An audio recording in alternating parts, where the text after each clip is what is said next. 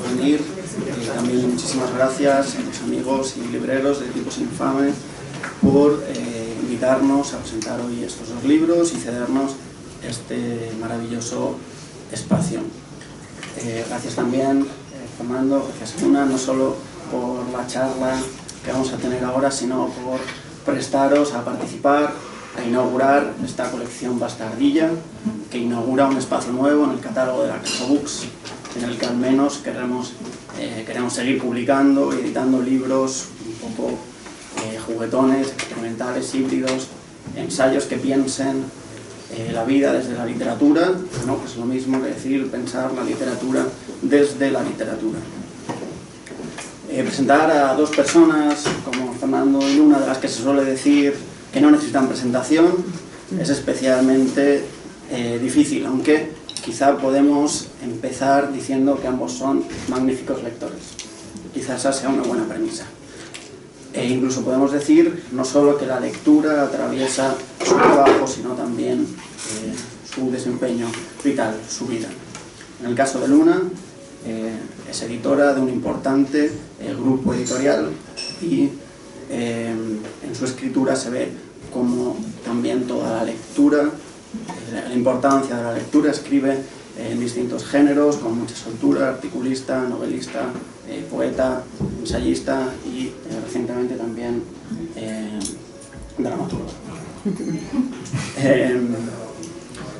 Además, gran parte de su proyección pública, de su proyección en redes, la dedica a la divulgación de la literatura, en concreto de la literatura escrita por mujeres y de la literatura feminista. Hace unos meses, en uno de estos saraos universitarios, nos encontramos con Marina, que está ahí, nos encontramos con un hater comiendo en la mesa, que estaba despotricando allí, que si esto para arriba, si esto para abajo, y le preguntamos, ¿por qué coño las sigues, no? ¿Las sigues en Instagram? Sí, sí, a todas luces, no santo de tu devoción. Y la respuesta fue, no, es que recomienda muy buenos libros, ¿no? Así que hasta los haters te reconocen el criterio. Fernando Castro Flores, me dijiste que respetara el segundo apellido. Es profesor de estética en la Universidad Complutense, además es un divulgador... ¿De la Autónoma? Perdón, de la Autónoma. Sí. Es muy importante eso. Y sobre todo por no ser de la Complutense. Doy fe. Además es un magnífico divulgador de libros en su canal de YouTube, donde lee y comenta compulsivamente y con una apabullante exhaustividad los libros que va leyendo. Además es un ensayista que se dedica, que investiga cuestiones sobre todo de arte contemporáneo y de crítica cultural, pero muy pegado al presente, muy pegado a lo que se está haciendo con una mirada contemporánea e intempestiva. Además ha sido comisario de centenares de exposiciones. Bueno, en un primer vistazo podríamos pensar que A pie de página y Lermata son libros incluso antagónicos. Luna empieza, el libro de Lermata empieza con una voz que dice haber descubierto el día en el que se va a morir y avanza investigando sobre un tipo de lectura que metaboliza el dolor de los textos que lee y que se adentra en los pantanos de la salud mental y lo relaciona con la lectura. El libro de Fernando, en cambio, empieza con la infancia y va recorriendo hitos sentimentales e intelectuales que van configurando ese mundo lector y esa manera de pensar y escribir.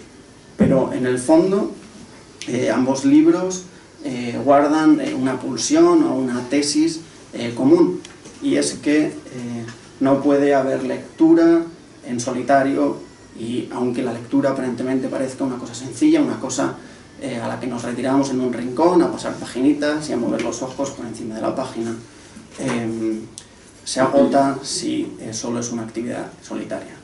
La familia, la que escogemos o la que nos ha tocado, los amigos, los enemigos, los amantes, toda esta suerte de grupo de lectores está presente en ambos libros, así que al final en los dos libros se encuentran en la gente que acompaña la lectura, ¿no? Leer no mata, siempre y cuando no se haga solo. Así que con esta breve presentación yo ya les dejo hablar a los autores y luego, si queréis, podemos preguntar algunas cosas o no sé, este me lo quedo.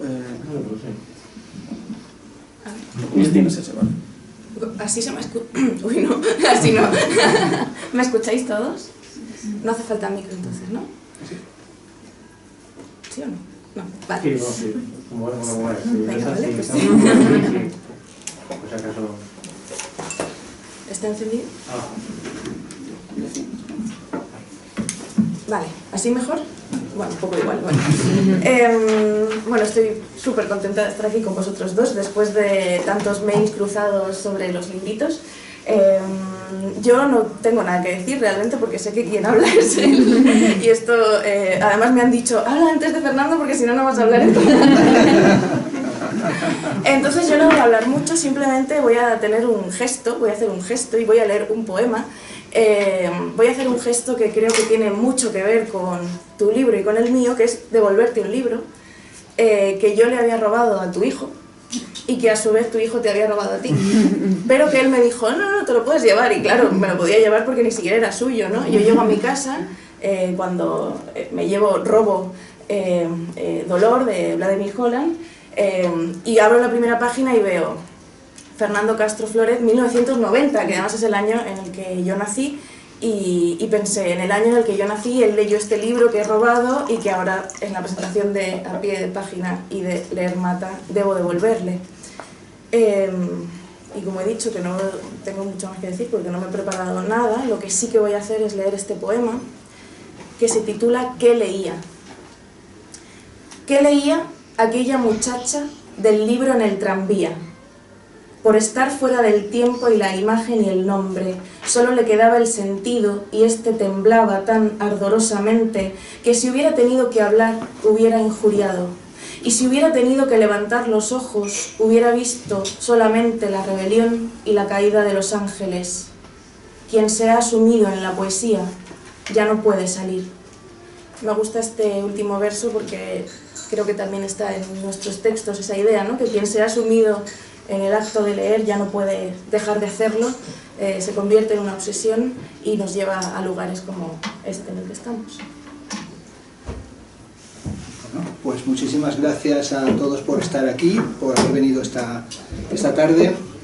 Me da muchísimo apuro ver tanta gente de pie porque es muy pesado estar de pie escuchando una presentación de un libro. Gracias a Raúl por invitarme a escribir este librito. Gracias a Luna, que fue quien me escribió primero para anunciarme que teníais un interés en abrir una nueva colección sobre el placer de leer y sobre el placer de la lectura, y además unos libros que anunciabais ya como libros pequeños, que tenían que ser libros en torno a 15.000 palabras, y la verdad es que cuando me lo pidió Luna, pues no me podía negar, sobre todo por la relación de cariño, la relación de amistad que nos une, y entonces además me parecía que el tema de hacer un elogio de la lectura y un elogio del placer de leer, pues era algo que seguramente me podía reportar a su vez placer, es decir, que pensé que podía ser algo que redundara en beneficio del placer de la lectura y del placer del texto. La verdad es que estuve pensando muchísimo en cómo escribir este librito, dado que a mí las distancias cortas se me dan fatal, quiero decir, las distancias cortas de escritura, y veía que en 15.000 palabras no iba a tener el espacio suficiente para escribir lo que me apetecía, y estuve dando muchas vueltas y me hice una planificación muy germánica, que era que tenía que escribir en 15 días, cada día 1.000 palabras, 15.000 palabras, y ya estaba listo el libro. Y entonces dije, bueno, pues empiezo el 1 de marzo, y de esa manera, pues si escribo cada día 1.000 palabras, tengo el 15 de marzo las 1.000 palabras. Soy así de cerrado de cabeza, es puramente obtusez, ¿no? Lo que llama aparte es lo obvio y lo obtuso. Pero huyendo de Arco, que es un sitio muy sórdido, pues me escapé a Vegas de Matute, donde pasamos temporadas maravillosas, que incluso vimos un arco iris nocturno hace un tiempo. Pues me planifiqué y estaba esperando el 1 de marzo, pero soy muy ansioso, soy compulsivo, y entonces el 27-28 de febrero me encerré a escribir ya 1000 palabras, aunque puse que las había escrito el 1 de marzo, para no traicionarme tanto, y entonces me puse a escribir tan rápido que al día siguiente había terminado el libro. Es decir, quiero decir que nadie espere nada porque está escrito en un día y medio. Algo que decidí escribirlo y ya está, me puse a escribirlo y entonces ya luego me daba vergüenza porque cuando llegó el día 1 ya estaba terminado y entonces vi que había 15 días donde ya tenía que pensar que había perpetrado una tradición. En este sentido sí he preparado una presentación porque no me gusta presentar los libros, los míos, me gusta presentar los libros de los demás. Pero como me han forzado y estoy muy forzado en esta situación y además no me podía negar, además he aceptado también ir de tourné con Luna Miguel, o sea, vamos a hacer ahora como Pili Mili, como el dúo Pimpinela, comienza la gira del dúo Pimpinela, he decidido hacer una presentación para cada lugar que no se parezca nada a la precedente. Bueno, ¿de qué trata esto? Esta es una escena de familia o de familiaridad. Pero como toda familiaridad se torna inquietante, unheimlich, esto es inhóspita. Lo siniestro no es sino lo familiar, que se ha vuelto extraño por causa de una represión, decía Sigmund Freud. Por tanto, hay algo extraño y represivo en una escena familiar como lo es esta. Un texto no es un texto más que si esconde la primera mirada, si impide la llegada del que quiere llegar. Esto es, un texto no es un texto si no esconde las reglas del juego. Su regla del juego. Ojalá eso hubiese pensado yo. Así comienza la Pharmacie de Platón. Así comienza la farmacia de Platón de Jacques Derrida. Voy a leer parte de la presentación, pero en realidad hablaré de memoria, o hablaré de otra cosa, la memoria de la escritura y la pulsión de la lectura, o del pulso de la lectura y del veneno de la escritura. Se trata en cierta medida de una historia familiar, pero también diré, una historia familiar de la infamia, que además, por cierto, se presenta aquí en la librería Tipos Infames, además de una forma infame porque han dicho que era profesor de la Complutense y no hay peor infamia que ser profesor de la Complutense, es decir, no, es imposible. Y sobre todo además, cuando se ha dicho algo en la presentación que vamos a descartar para que nadie se equivoque, se ha dicho que los libros de Luna y el mío tienen parecidos de familia y comparten su tesis. Hay que decir, estos libros no tienen ninguna tesis, pero vamos, no tienen ninguna tesis porque no ha llegado el tiempo de la tesis. Carecen de tesis. Y si la tesis es, como ha dicho Raúl con todo su cariño, que no se puede hacer lectura en solitario, mi libro dice exactamente lo contrario. La lectura es una experiencia de soledad. Solamente se puede leer solo. Otra cuestión es si se escribe para los demás y si se piensa en escribir en relación con los demás. Pero yo solamente creo que la lectura es un ejercicio radical de soledad y es una experiencia tremendamente y fantásticamente solitaria. Pero también tiene que ver con la historia universal de la infamia y sobre todo con lo que la lectura tiene de experiencia estética. Decía Borges, Historia universal de la infamia es un libro de Borges, ¿no? La experiencia estética es la inminencia de una revelación que no se produce. Esta es la experiencia estética. Y tal vez la experiencia estética es esa inminencia de una revelación que quiere ser enciclopédica, pero que incluye lo enciclopédico dentro de la propia enciclopedia, es decir, una especie de idioma analítico de John Wilkins. Yo durante algún tiempo pensé que era una reencarnación contemporánea de Funes el Memorioso, que tenía una especie de memoria, los Funes, que podía incluso ver cómo una grieta crecía en la tapia de mi casa, en el muro de mi casa. También sabemos, esto es de memoria, que los espejos, como los libros, son deleznables, pues multiplican a los hombres. Los espejos, como los coitos y los libros, son deleznables, pues multiplican a los hombres. En realidad he hecho una tergiversación. Borges no dice libros, dice solamente espejos y coitos. ¿Cuáles son los espejos y las especulaciones que a mí me llevaron a escribir a pie de página Placeres en el desierto de la lectura? En primer lugar, una especie de reflexión sobre la biblioteca de Babel, y sobre la biblioteca cuando se apodera de todo, cuando en tu casa no hay paredes ya para nada y los libros son, como decía Lezama Lima, un dragón que se ha tragado todo y ya cada libro que entra en casa es una tortura para la familia y sobre todo te piden que un libro que entre, un libro que salga. Esta es una frase que pronuncian en Más allá de la cúpula del trueno, Tina Turner, y que también de cuando en cuando dice mi mujer Manuela, ¿no?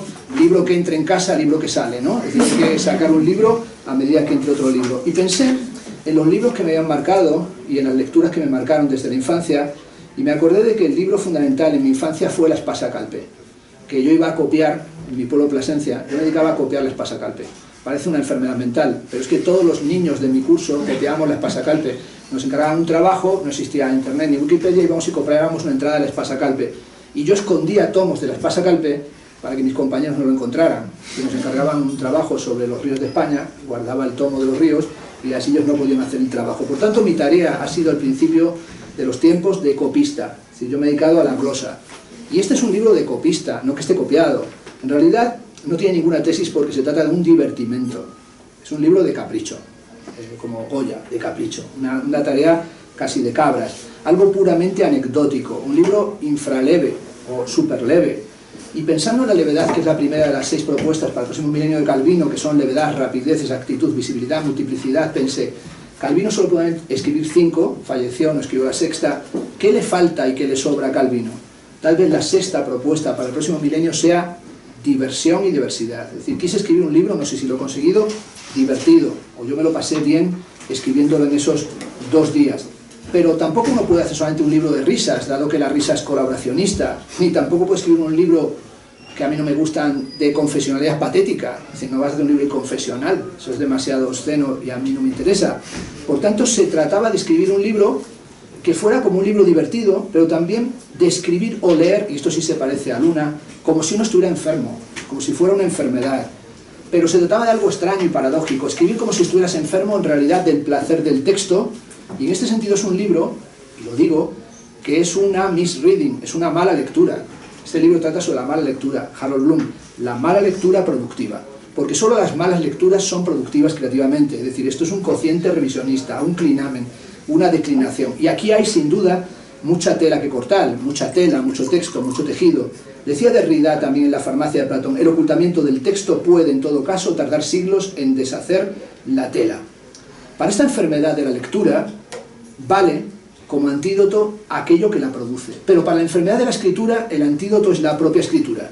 En realidad esto quiere decir que la escritura es un fármacon, tiene que ver con lo puro y lo duro, pero también con la realidad del Fedro platónico, ¿no? Recordemos en el Fedro cómo se hace la defensa de la escritura como una dimensión, se dice allí, perjudicial. Zeus y Tamus en Egipto resulta que presentan la escritura. Un dios egipcio presenta a un rey egipcio la escritura y dice que la escritura y la lectura van a ser fundamentales para la sociedad. Dice así el texto de Platón: he aquí, oh rey, dijo Zeus, un conocimiento que tendrá como efecto hacer a los egipcios más instruidos y más capaces de acordarse, Sofoteus kai mnemoticoutes, es decir, más memoriosos, y esto será un remedio para sus olvidos. Por tanto, la escritura tiene que ver con el remedio del olvido, tiene que ver con el problema de la memoria. Esta sección de Derrida se llama el padre del logos. Esto me gusta, el padre del logos. ¿Es la escritura una prótesis de la memoria? ¿Es la lectura algo que nos ayude a olvidar o a recordar o a mejorar y remediar nuestros olvidos? Es decir, ¿qué es lo que sucede con la escritura y la lectura? Bueno, Platón lo tiene muy claro, y Sócrates también. El problema de la escritura y de los libros es el mismo que el de los cuadros. Cuando los ves parece que están llenos de sentido, pero cuando quieres saber algo más y les interrogas, guardan silencio como si fueran tumbas. Es decir, agarras el libro, que tenemos aquí, y preguntamos, ¿qué dice el libro de Luna? Pues tiene que estar alguien asistiéndole. Tiene que hablar Luna para defender su libro. Tengo yo que hablar para defender el libro. Es decir, necesitan de la asistencia de algo. Y esa cualidad asistencial es en realidad que la pintura silente y el texto escrito no son beneficiosos para la memoria, ni remedian del olvido, sino que perjudican a la memoria y acentúan el olvido. Guardan silencio. ¿Qué es la escritura? Pues es pura riparografía, son nimiedades, cosas, riparografía, naturaleza muerta, cosas que se dejan sobre la mesa cuando se termina de comer. Así los romanos y los griegos decían, no hay que agitar los manteles, no hay que quitar la comida de la mesa, porque acudirán a comer los pájaros y los dioses, o los dioses en forma de pájaros. No hay que levantar los manteles, pero también cuando uno piensa en eso, en el texto de Platón, ¿de qué habla Platón? La escritura es una experiencia huérfana. El texto está siempre huérfano. En realidad esto justifica el título de la colección. El texto está huérfano, pero peor, es siempre bastardo. Aquí lo llaman bastardilla, pero en realidad se tendría que llamar textos bastardos, ¿no? O textos huérfanos, ¿no? Y esta orfandad es lo que tenemos, la bastardilla. Pero las bastardillas son las comillas, ¿no? Que tienen que ver con el citacionismo, con la casa de citas, con el a pie de página. La escritura necesita de la presencia, necesita ser asistida. La escritura está en realidad relacionada con la ausencia del padre. Esto no es solamente freudiano. Esto tiene una existencia lastimosa y mísera. Pero hay que arriesgarse a afrontar la ambigüedad de cómo emanciparse de la escritura y la lectura, esto es, cómo arreglárselas sin el padre. Y esta es la dimensión de una escena de familiaridad, es decir, aquí hay gente que tiene que arreglárselas sin el padre, ¿no? Y esto es también la escritura como asesinato en diferido del padre, que es el rector. La Complutense, no, el logos rector, ¿no? El rector. En este sentido, este es un libro que tiene que ver contra todo aquello que se conjura como discurso paterno, patriarcal o rectoral. Es decir, son libros sin tesis porque son libros irresponsables. Eso han encargado gente infame, ¿no? Es decir, uno y yo, infame, ¿no? O con mucha fe, pero irresponsable, ¿no? Son irresponsables y en este sentido son innecesarios. Es decir, no hay ninguna necesidad ni de publicarlos ni de leerlos. No son lógicos, pero sobre todo no tienen que ver con la lógica del padre y son en este sentido inagotables. Termino. Yo escribí este libro sobre todo porque quería contar cuáles habían sido mis libros favoritos o los libros que más me marcaron cuando era joven, que me siguen obligando a leer. Mi libro favorito es Calles de deducción única de Walter Benjamin, que traigo aquí, que es un libro prodigioso, Heilmannstrasse, pero sobre todo el libro que más me marcó es un libro que se llama Los maestros de verdad en la Grecia arcaica, de Marcel Detienne. Es un libro que nos encargaron leer hace mucho tiempo el profesor Tomás Pollán, y cuando compré el libro, que está en Taurus, no sé si está reeditado, tiene más notas a pie de página que cuerpo de texto. Y yo cuando lo vi dije, qué maravilla, qué maravilla. A mí esos libros me fascinan, esos libros que el texto arriba son 3 líneas y abajo notas a pie de página que se extienden 4 páginas. Y hay mucha gente que los odia, a mí me fascina. A mí me parece que lo mejor son las notas a pie de página, cuando ves allí notas como el libro Idea de Panofsky, que te puede estar años, décadas, leyendo solo las notas a pie de página, porque no son notas a pie de página, son una cartografía, son un mapa, son el mapa del tesoro, de la isla del tesoro, allí está todo, allí está la enciclopedia prácticamente colectiva. ¿De qué trata el libro? El libro trata de la musa, de Nemosine, de lo que fue, lo que es y lo que será. Esto es, no existe la verdad sin la relación con el olvido y con la memoria. Por tanto, esa es la aletheia. ¿Y qué es lo que uno dice cuando presenta un libro? Hubiese sido bueno que vinieran los Aedas, ha venido Vladimir Holland, ¿no? Ha vuelto el libro del ladrón de libros, ¿no? Porque en mi casa los libros fueron sometidos a un juicio en el que se juzgaron los libros para quién se los llevaba, si Ernesto me los quedaba yo, en función de quién había subrayado más el libro. Y si había más subrayados de uno, se lo quedaba ese. Y como él subraya con bolígrafo, yo con lapicero, pues él dijo que se veía más el bolígrafo que el lapicero. Fue el combate entre dos formas de subrayar y por eso se llevó no todo lo que quiso y mucho más, y de cuando en cuando reaparecen libros que dicen no los tengo, luego vas a su casa y los tiene, ¿no? Pero hubiese sido bueno que lo presentara este libro no un profesor y una escritora, sino en realidad unos aedas, ¿no? Que hubiesen venido unos aedas, no unos aedos. Esos aedos que hubiesen dicho algo así en latín como timeo, danos, perdón, y dona ferentes. Temo a los griegos sobre todo cuando hacen regalos, ¿no? El regalo griego. Este libro es un regalo, es un libro para regalar. Pero hay que decir, es un regalo envenenado. Es un regalo que tiene algo de troyano. Es un libro que trata el suyo y el mío, creo que sobre la hospitalidad. Son libros hermanados, y al final lo van a ser, porque han nacido juntos, no son mellizos, pero han nacido juntos. Y son 2 libros frágiles, pequeños, enfermizos, mortales, 2 libros que surgen del placer del texto, del placer de leer y del goce de escribir. Son libros, en mi caso, que tienen que ver con Epiblas, ¿no? Que a mí me gustaban tanto Epiblas, era como lo máximo, ¿no? Antes de que estuviera youtuber estaban Epiblas y que enseñaban cosas, y los teleñecos, ¿no? Es decir, somos otra generación, entonces yo aprendí con los teleñecos, con Héroes en zapatillas, con Mortadelo y Filemón, pero también con Quevedo. Por eso aquí citaba esa soledad de la lectura y la escritura, cuando dice Quevedo, rodeado en la paz de estos desiertos, con pocos pero doctos libros juntos, vivo en conversación con los difuntos y escucho con mis ojos a los muertos. Termino. Creo que la mejor obra de arte es una buena conversación. No es ni un buen libro, ni una buena escritura, sino que la mejor obra de arte es una buena conversación. Decía Boyce eso, y también que los malos vinos o los buenos vinos se estropean por las malas conversaciones. Una mala conversación estropea todo. Presentar el libro de Bastardillas en realidad dar a leer, ¿no? Lo que queréis, dar a leer. Y sobre todo dar a leer la escritura, el gesto desdoblado de leer y al mismo tiempo escribir, dando por sentado que la escritura está escrita con tinta de melancolía. Es decir, que la escritura es una tarea melancólica.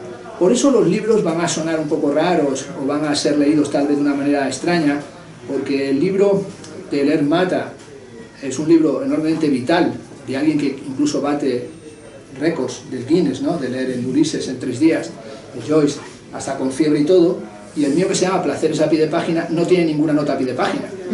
Y esto ha sido para mí un esfuerzo bestial. Es decir, haya hecho el esfuerzo de leer el Ulises en 3 días, pero para mí escribir un libro sin citar a pie de página, pues es una experiencia horrorosa. Es decir, no creo que lo vuelva a hacer. Lo he hecho únicamente porque me estaba divirtiendo, ¿no?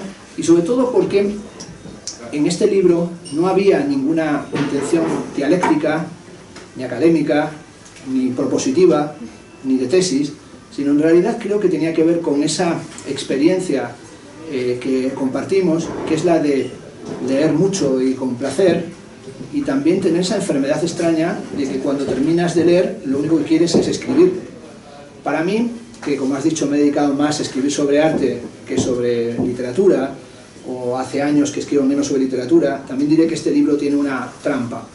Es una trampa que yo mismo quise mostrar. Hay un momento en el que todas las bromas y todos los chistes tontos que yo hago parece que desaparecen porque se habla de Borges, de Blanchot y de Octavio Paz y de María Zambrano, y ahí la prosa se vuelve como extraña. Eso es únicamente pues, un momento en el que yo mismo me acuerdo de los años en los que a mí me interesaba sobre todo escribir de literatura y sobre poesía. Y lo que he hecho ha sido en realidad ahí encriptar y citar o autocitar esos momentos en los que para mí la tarea de la escritura era sobre todo un proyecto kafkiano. Y tenía que ver con esos dibujos de Franz Kafka en los que se dibuja con una sola línea, con el pupitre, la mesa saliéndole del pecho, y condenado a la escritura, porque en el fondo es una condena, es una condenación. Y es un recuerdo del tiempo en el que a mí me interesaba sobre todo la correspondencia amorosa y esa sensación de que una carta llega sobre todo a su destino, especialmente cuando no ha sido mandada.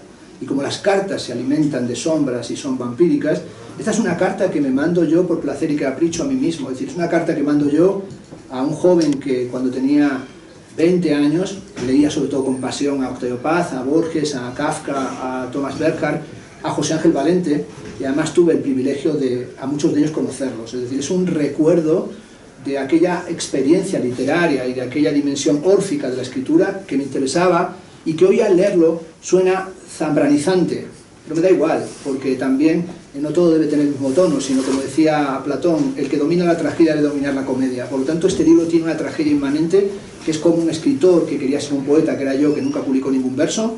En realidad se dedicó solamente a tratar un tema, que es el único que me interesa, que es el encuentro de Acteón con Diana cazadora, la diosa, y cuando la diosa mete la mano en el agua y lanza el agua y dice: ahora cuenta si puedes lo que has visto. El problema de contar lo que has visto es el problema de la ekfrasis, de la descripción, es el problema del arte y del conflicto logicónico. Termino. Señoras y señores, ¿sabemos lo que es escribir? Señoras y señores, ¿sabemos lo que es escribir? Una antigua costumbre, cuyo secreto está cerca del corazón. Quien lo cumple íntegramente se cercena. Señoras y señores, el arte es un ser guiñolesco, yámbico, pentamétrico y sin descendencia. Alusión esa que se comprende si se piensa en Pigmalión y su criatura. La primera cita es del discurso por Villiers de Mallarmé. Tenía que enterrar a su amigo Villiers y estuvo enterrando durante 6 horas dando el discurso fúnebre con la tumba abierta de su amigo. Y el segundo es la cita del comienzo del Meridiano de Paul Celan, que dice que la ceniza es la raíz de lo cantado. Muchas gracias.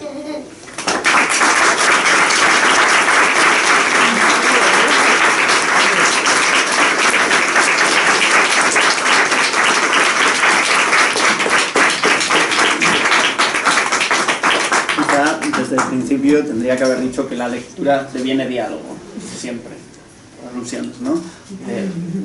Dar clase, subir vídeos a YouTube, editar, ¿no? Siempre un diálogo posterior a la lectura.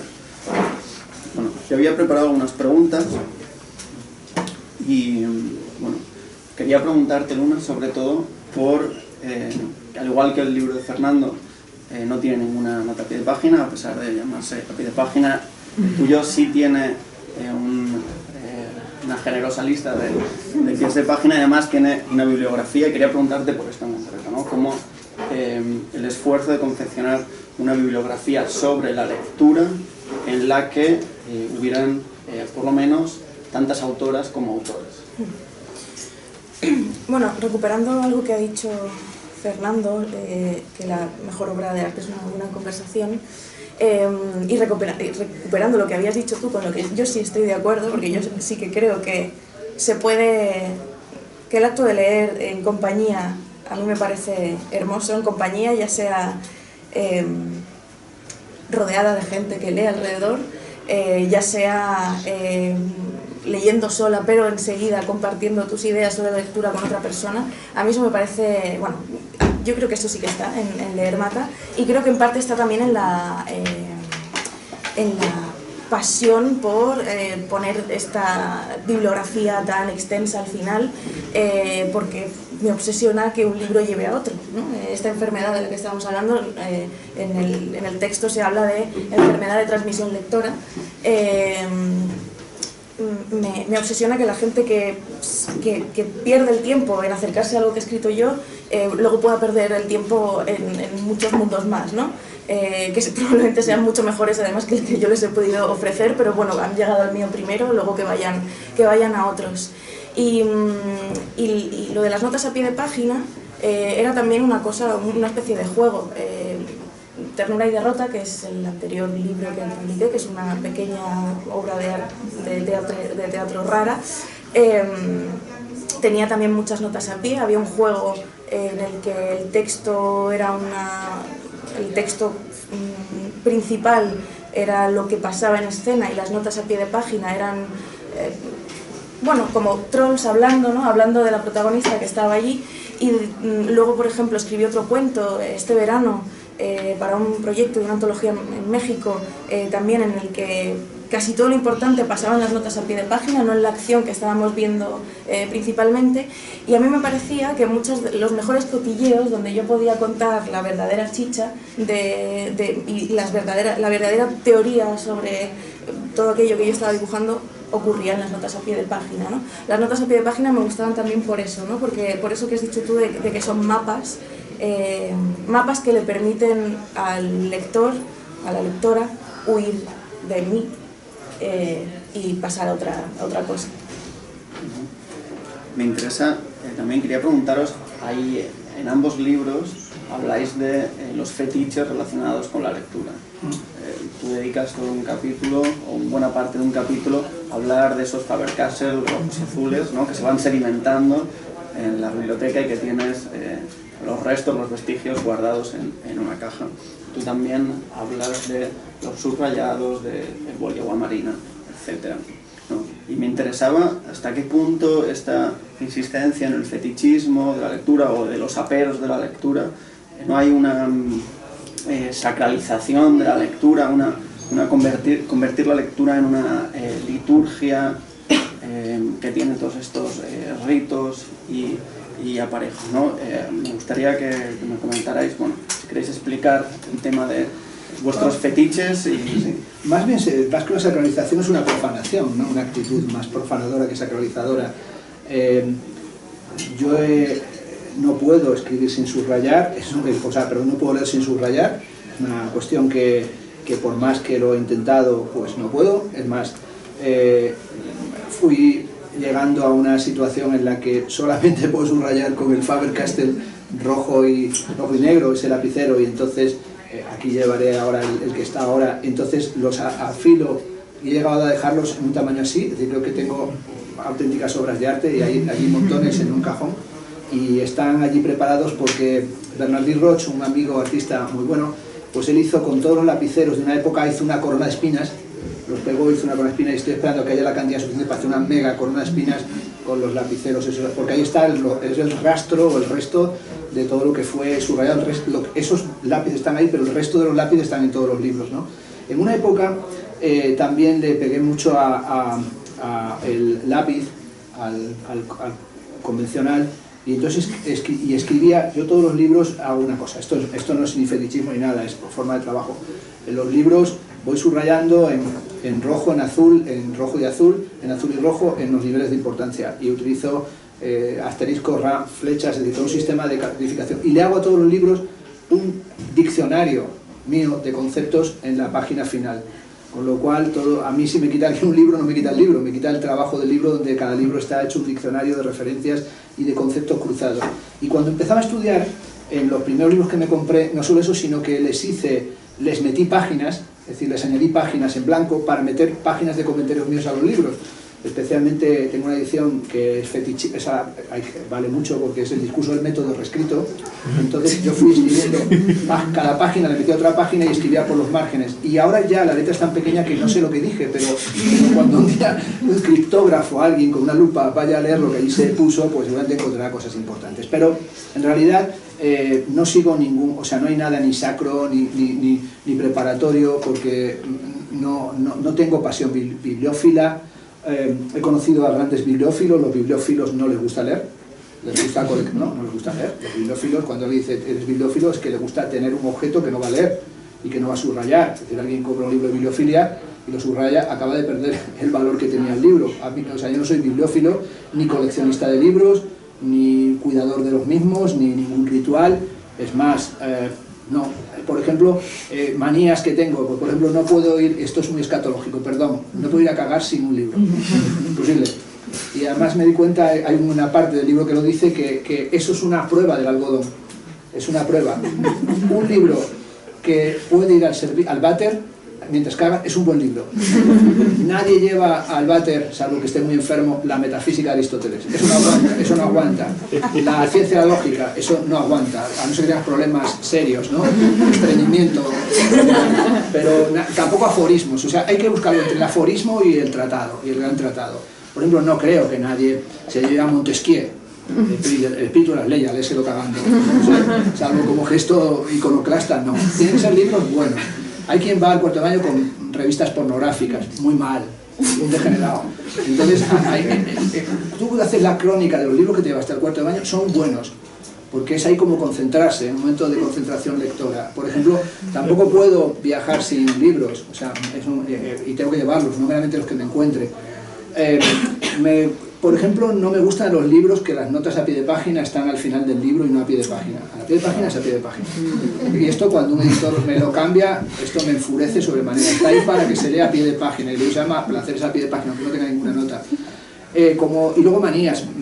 No me gusta que tengan colores las páginas. No me gusta, me parece alucinante que la gente subraye con bolígrafo, como hacéis vosotros, horroroso, gente infumable, o sea, con bolígrafo. No me importa doblar las páginas, los bordes. Yo tuve un maestro, no voy a decir el nombre porque quiero mucho, que es un prodigio porque tiene toda la librería, toda la biblioteca con libros que parecen recién comprados, pero los ha leído, pero los abre así solamente en un ángulo tan cerrado que ha conseguido, y entonces para él que esté el canto doblado, nada. Para mí, por ejemplo, es fundamental que los libros se puedan doblar enteros así. Es decir, la tapa dura tampoco. Parece que la tapa dura es un error absoluto, es para idiotas la tapa dura. Tampoco libros muy grandes ni muy pequeños, ¿no? Pero son mis manías, y ya digo, en realidad hay momentos, supongo en la vida de todos, en las que lees para escribir. Y esto es así. Es decir, me pediste un libro sobre el placer de leer, pero yo creo que hay un momento en el que lees para escribir. Y yo voy a leer y leo todo pensando en escribir. No, es como un momento de caza bestial. Es decir, yo veo un montón de piezas y además, según voy leyendo, voy marcando en qué libros míos futuros va a estar eso. O sea, el índice no es de conceptos, es de los libros a los que va a ir eso.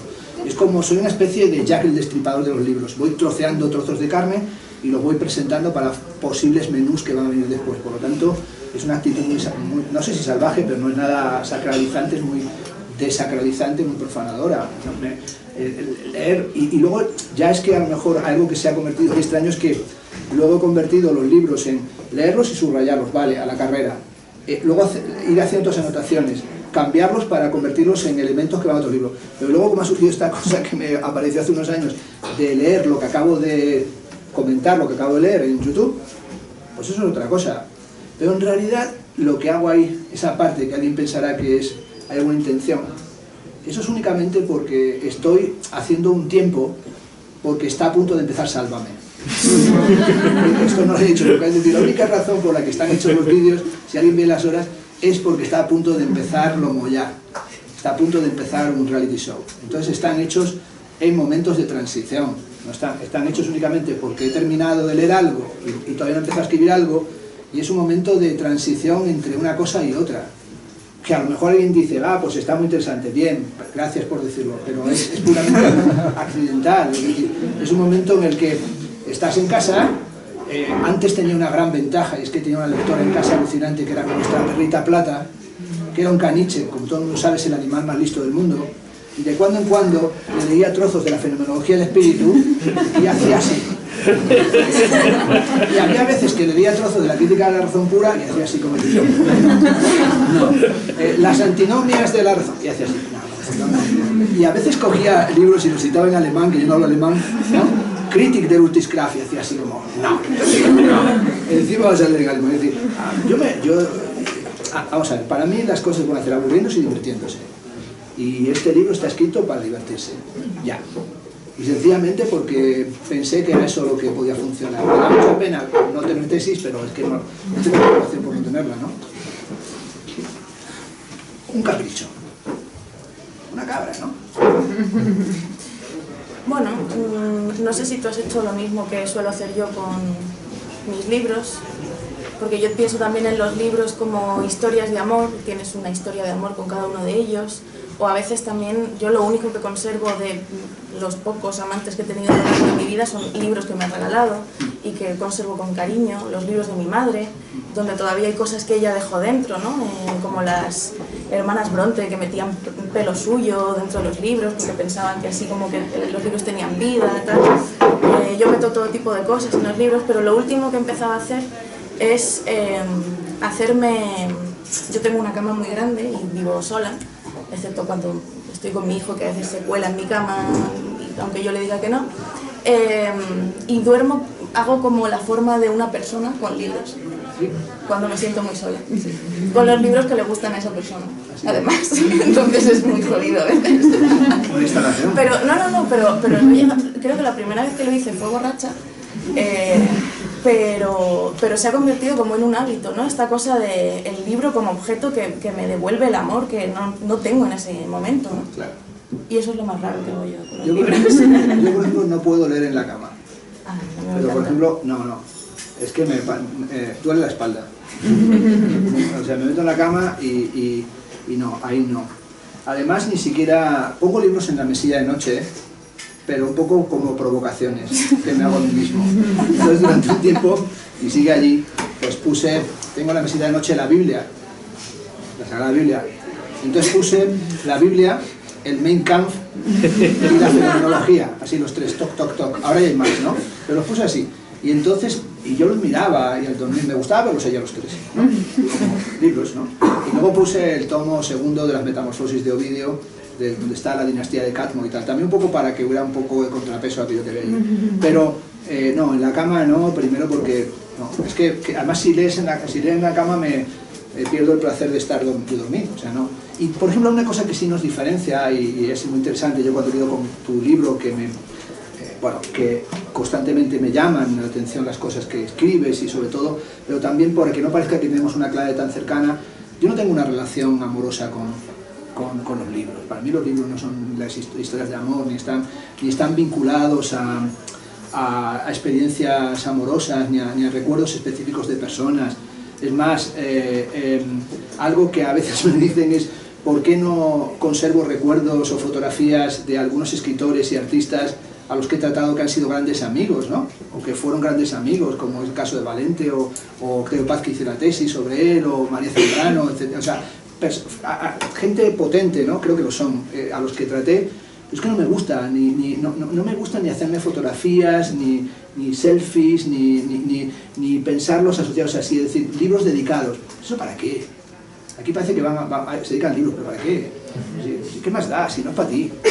Mis libros están todos dedicados a la misma persona, a Manuela, ¿para qué? O sea, entonces, yo no tengo esa relación, principalmente porque, vamos a ver, porque odio el romanticismo. Una vergüenza el romanticismo. El romanticismo como ideología, ¿no? Entonces, el mito del amor romántico. Esto de que regalan libros por el día de San Valentín. Una plancha, ¿no? Una tostadora, una mini pimer, ¿no? Una turbo mix, ¿no? No, a mí no me...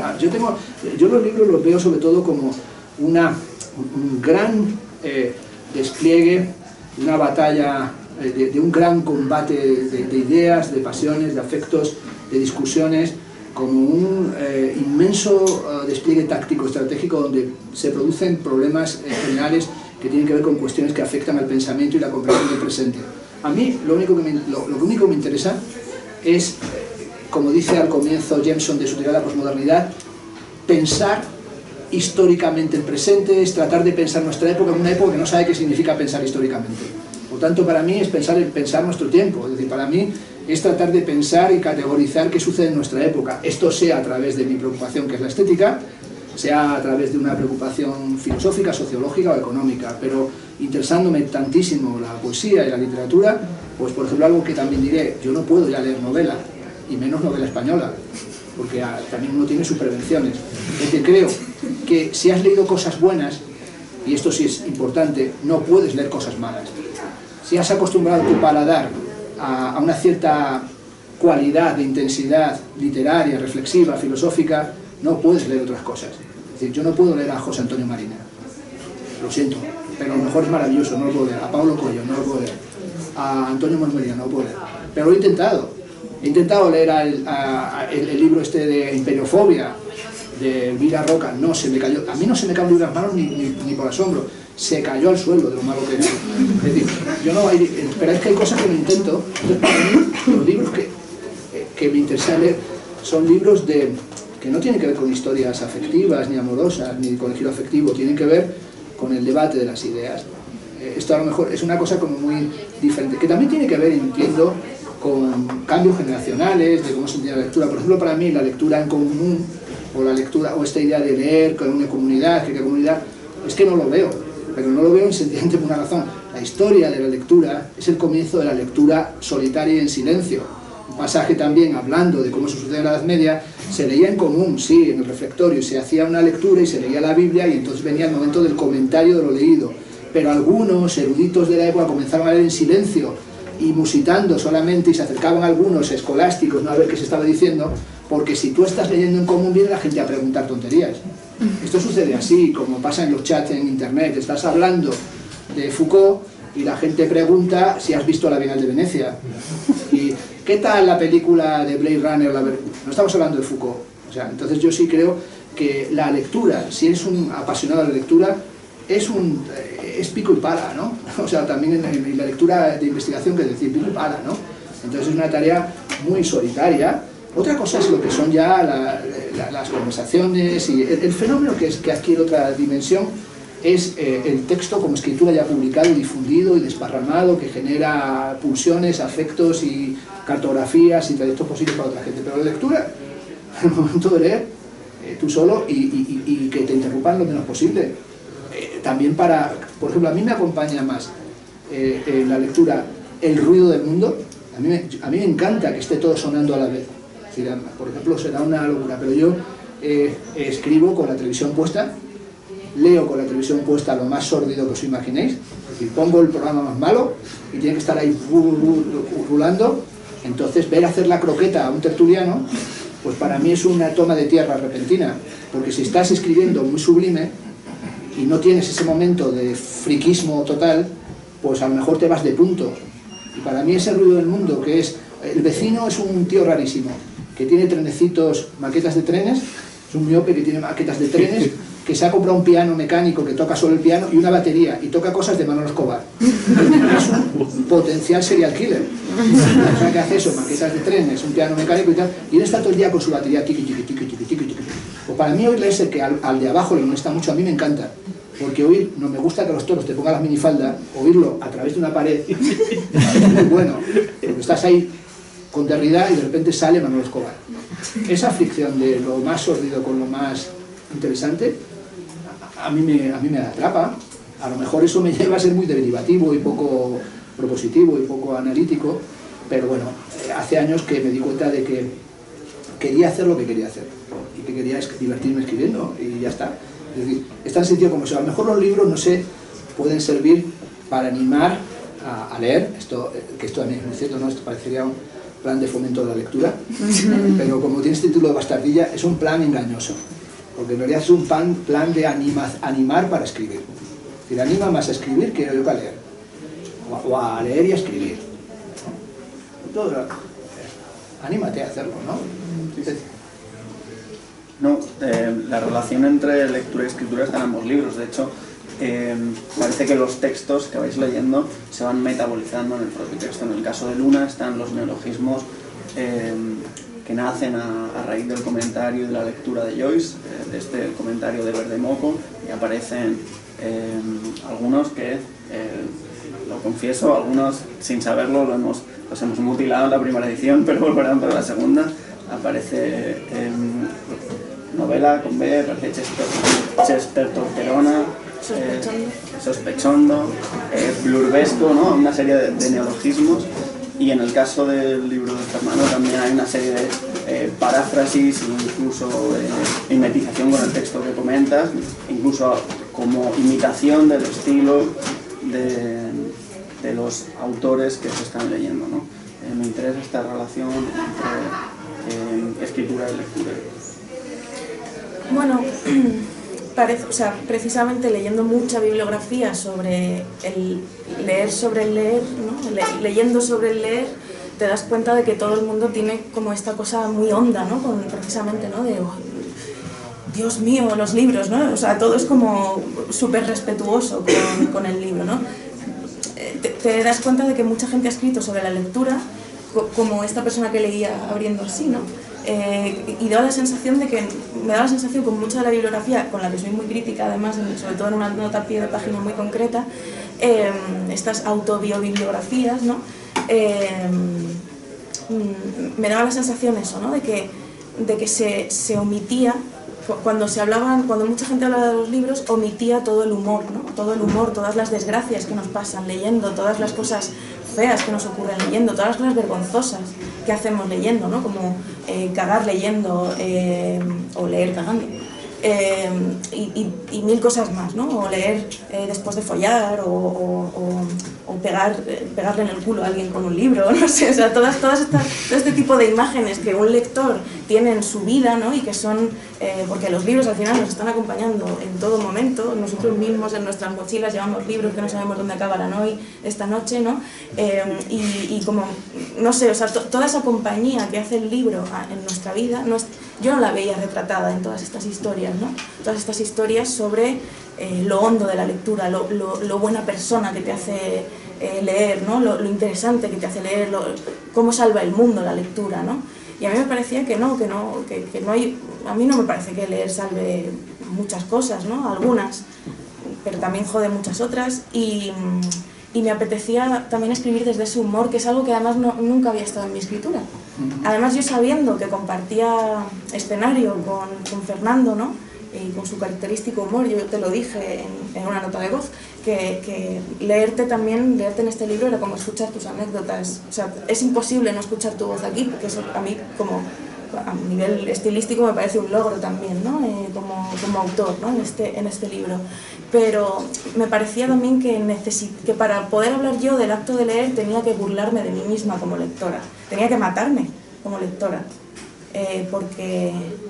porque si no perdía toda esa dimensión humana de la lectura, ¿no? A mí, por ejemplo, en el tema de la mimetización con los referentes y los modelos, que en el libro suceden esos momentos en los que hablo de Octavio Paz, María Zambrano, Blanchot, sobre todo, ¿no? Y Borges, tenía que ver con una cosa que me vino muy bien recordar. Cuando estaba escribiendo la tesis doctoral, que fueron muchas páginas, cientos de páginas sobre Octavio Paz, no podía escaparme del estilo Octavio Paz. Cuando tú escribes sobre alguien que tiene un estilo muy, muy potente, brillante y retóricamente, bueno, fabuloso, te cuesta mucho escaparte de ese estilo. Entonces yo escribía Octavio Pazizado o sometido a su influjo.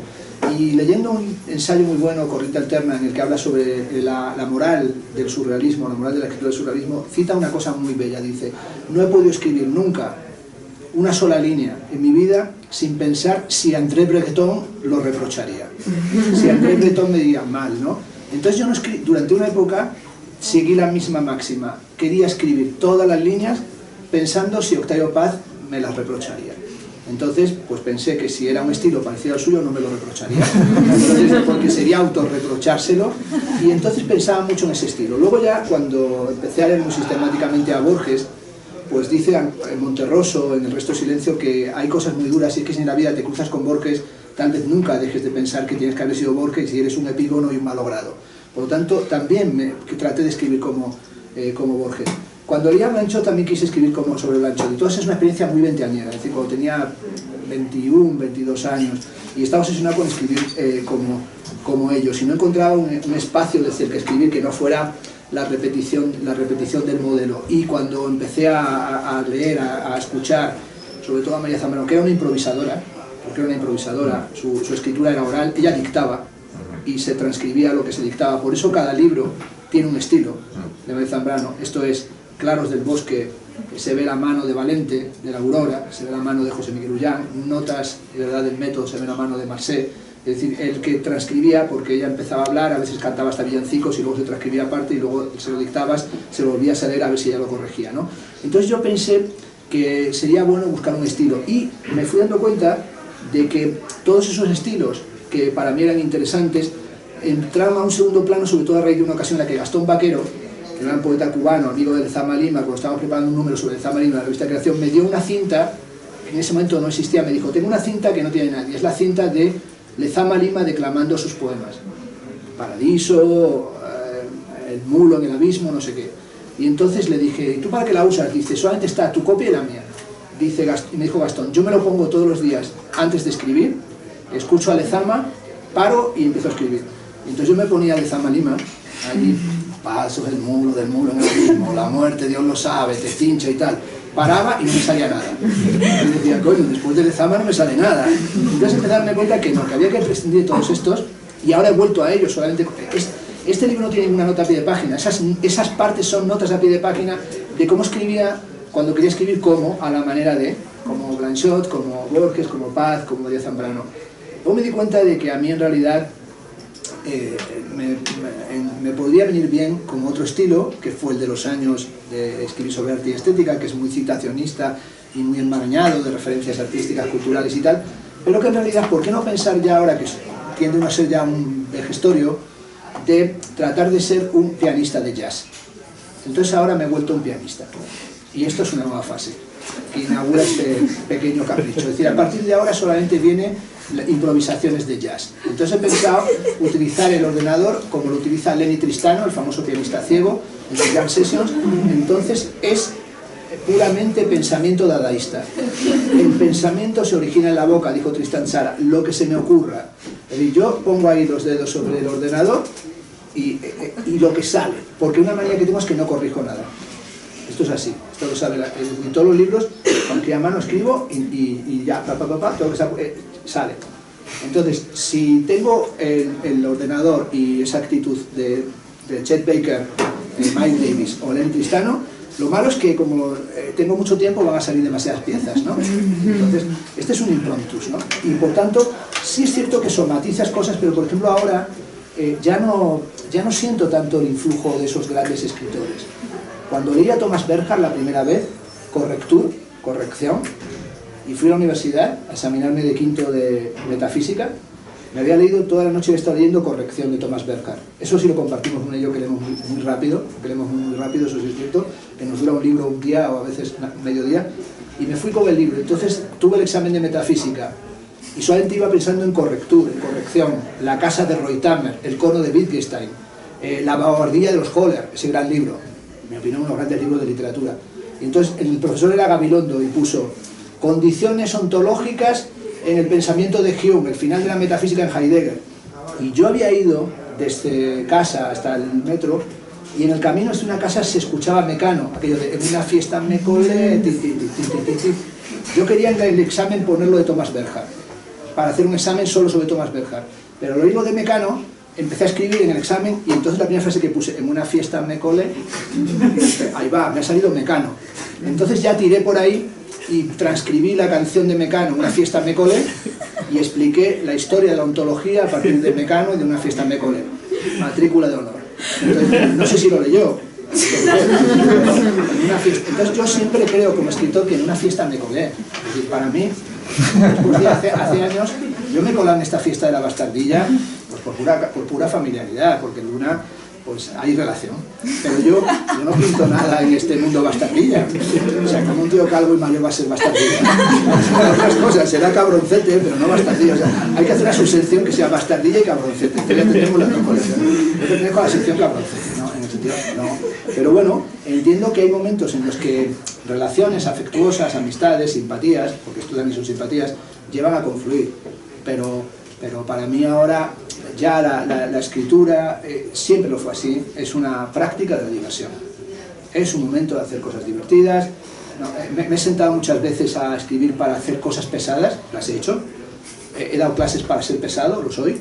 Pero es que creo que hay que en muchos momentos decir, voy a escribir algo que tiene que ser a lo mejor divertido, y por qué no humorístico.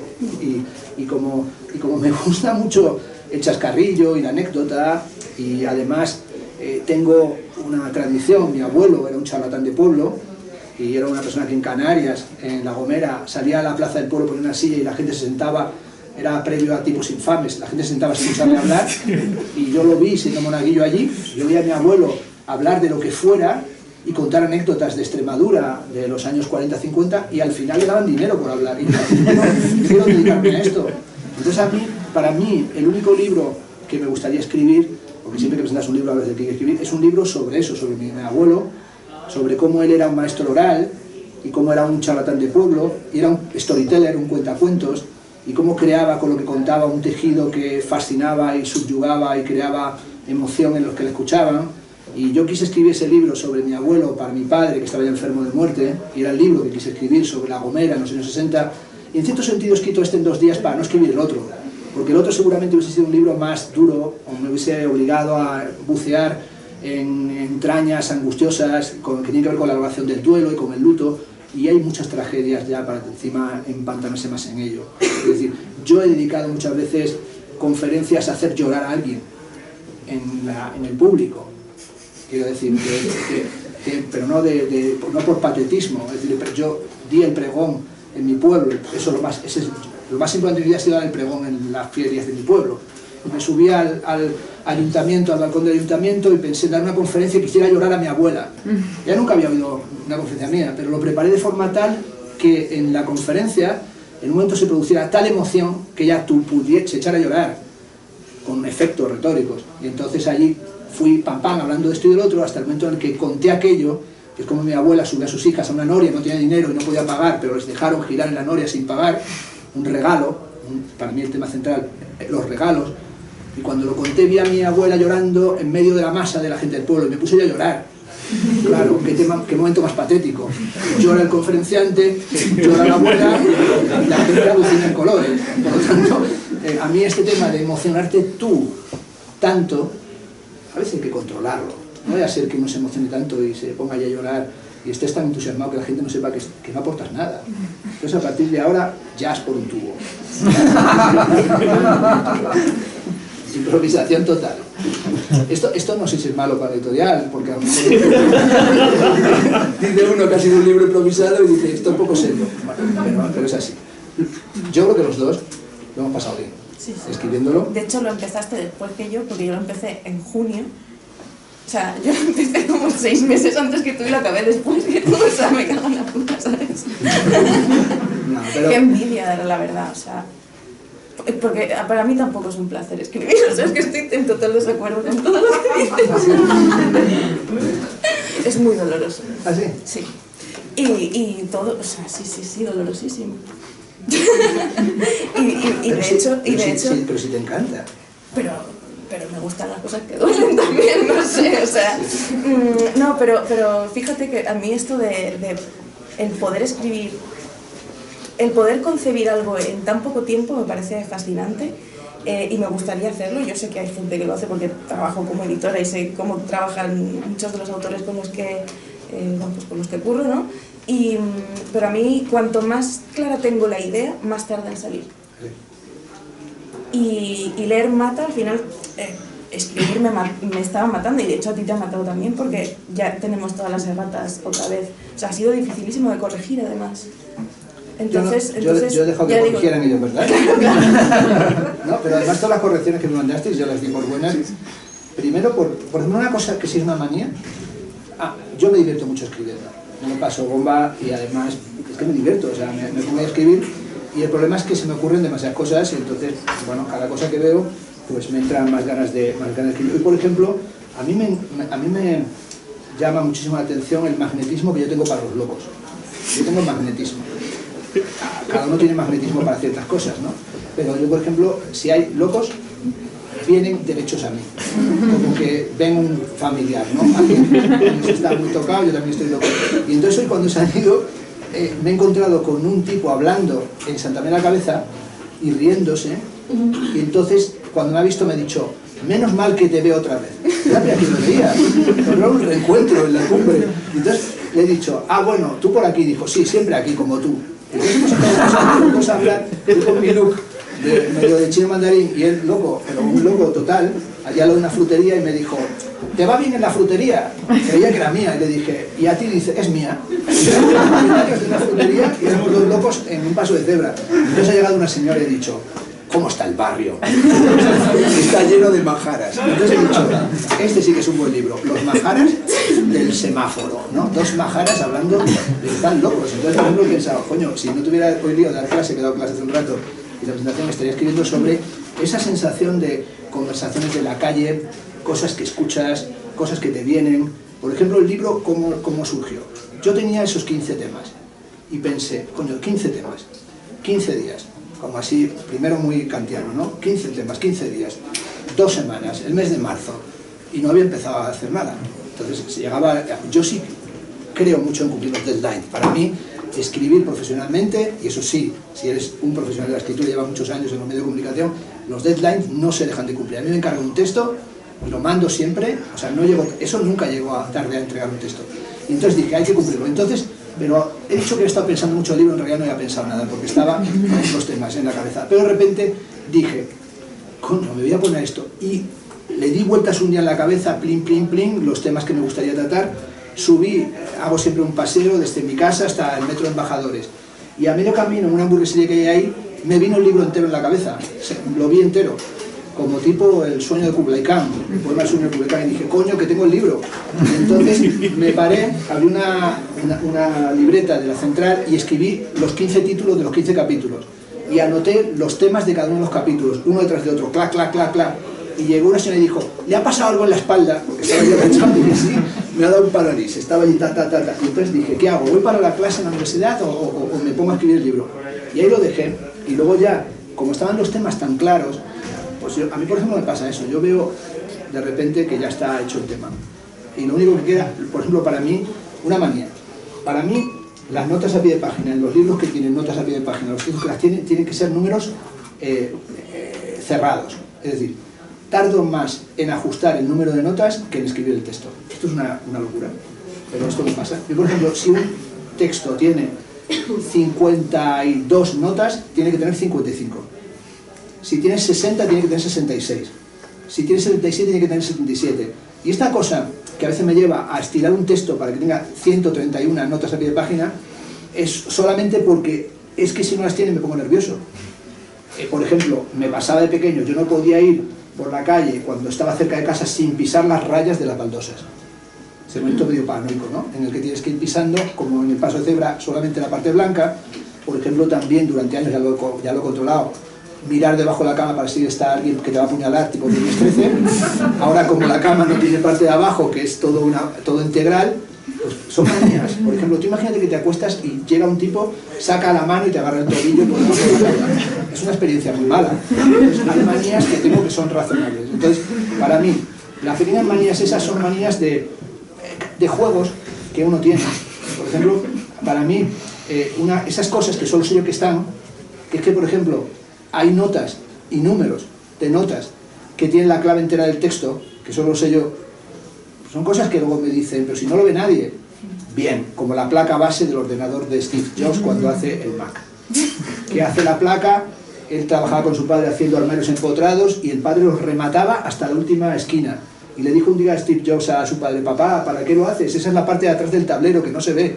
Solo el día que arranquemos y tiremos la casa veremos que eso. Y dijo el padre: yo sé que eso está ahí. Eso sí me pasa a mí. Yo sé que hay cosas en los textos que no las va a detectar nadie, tal vez, pero nadie, ni aunque le conozca mucho. y sé que hay cosas que tienen que ver con claves que son en realidad autocitas y manías, y esas pequeñas manías son como sistemas de orientación y de control, ¿no? Y ya digo, por ejemplo, escribir, a mí me llamaba mucho la atención en leer y en escribir, hace tiempo pensé hablar de eso, cómo leía y escribía la gente de la generación que a mí me precedió, ¿no? Mis maestros. Recuerdo cuando fui a visitar una vez a Julián Marías, llamé al timbre, abrió Julián Marías y estaba vestido entero, con zapatos de tafilete, con corbata, con chaquete, con chaleco. Y dije, hostia, este tío está en casa leyendo y escribiendo vestido de traje. Pero fui viendo que mucha gente en su casa escribían vestidos de traje. Y algunos me dijeron que se vestían y se ponían los mejores zapatos de cordones, se los ataban, la corbata se la ajustaban. Y yo dije, joder, no soy un escritor, porque yo escribo en calzoncillos, escribo en pijama. Y entonces eso sí me marcó mucho, porque hay gente que se pone como para, se viste para leer, se viste para escribir. Y me liberó mucho ver que Susan Sontag, que a mí me interesa mucho su escritura y lo que fue una gran figura, la que pude además tratar, Sontag escribía vestida con un pijama de osito. Y esa imagen de ella con el pijama de osito, pues me ha liberado, porque yo ahora hasta escribo con un pijama de león. Entonces ese momento en el que tú estás en tu casa, que es una experiencia, insisto, como muy particular, muy solitaria, muy extraña, tú allí sin hablar con otras personas, únicamente leyendo, el tú estar con una actitud que no sea mundana, ni social, ni académica, ni trajeada, ni etiqueta, tiene mucho que ver también con cómo enfocar la escritura. Yo creo que si se hiciera más fotos de cómo, qué aspecto tiene la gente cuando está escribiendo, lo sórdido que es la gente que escribe, esa cosa como murienta, ¿no? Tienen allí los cafés estropeados y tienen allí restos de hamburguesas, eso me gusta, pero bueno. Bueno, no sé qué tiempo llevamos, la verdad. Bastante. Las 8:40. Vale, pues si queréis abrimos un poco el turno de preguntas. No sé si alguien quiere preguntar algo. ¿Se anima? Mira. Vale, yo te quería preguntar, Luna, ahora que has hablado un poco, has mencionado de pasada el tiempo que te llevó a escribir la obra, respecto a su génesis, ¿por qué elegiste que la forma de expresar este ensayo fuera eligiendo estos personajes que reflejan como formas de lectura, ¿no? ¿Cómo llegaste a esa conclusión de que esa era la forma que tenía que tener el libro? Bueno, es un ensayo que está escrito en tercera persona como si fuera un cuento. Me apetecía hacer algo, siempre, cuando me piden algo, siempre intento hacer lo contrario y lo entrego tarde. O sea, ya te he dicho que tú y yo no tenemos nada que ver. Eso, cuando me piden que haga algo, pues yo digo que sí, si me gusta la oferta, claro. Y al final siempre acabo haciendo algo distinto a lo que me han pedido. Y en este caso, pues escribí un cuento, porque para mí leer Mata es un cuento. Quizá la teoría, por eso digo, está más en las notas a pie, o la parte más ensayística, pero todo lo demás es el cuento de una lectora que además va cambiando, se va cambiando las máscaras, ¿no? Y conforme va leyendo, se va contagiando de lo que va leyendo y se va dando cuenta de que su forma de leer también va cambiando. Y por eso, pues, elegí esos pequeños nombres, ¿no? Me gustó mucho Alan Pauls, que tiene un librito, un librito sobre cómo lee él, que hablaba de sí mismo en tercera persona también. El lector empieza cuando no sé cuántos. Y esto me gustó y me dio una clave porque era como una especie de desdoblamiento, ¿no? Como dos gemelos, ¿no? Como mellizos también, ¿no? Que de repente pues uno es el escritor, dentro del mismo un personaje es el escritor y otro personaje es el lector, y entonces me di cuenta de que eso también me molaba, ¿no? De que al fin y al cabo la protagonista del libro es la que escribe, pero es otro personaje, ¿no? Es la lectora, ¿no? Es Luna lectora, no Luna escritora, ¿no? Y por eso, bueno, pues le iba dando todos esos nombres, ¿no? Porque además elegir nombres para la ficción es un coñazo. Además todo el mundo sabe de quién estás hablando, ¿no? Los pocos personajes que aparecen en este libro, quien me haya leído otros libros puede ponerles cara, nombre y cuerpo, ¿no? Entonces me apetecía darles nombres cariñosos, empezando por la propia lectora. ¿Alguna otra pregunta? ¿No? Bueno, pues si queréis vamos cerrando, que haya tiempo para firmar y para, bueno, si alguien quiere comentar alguna cosa de tú a tú. Así que bueno, de nuevo, gracias a los dos por participar, por escribir estos libros, y gracias de nuevo a todos por venir y a libreros de tipo Infame por recibirnos. Gracias. Gracias.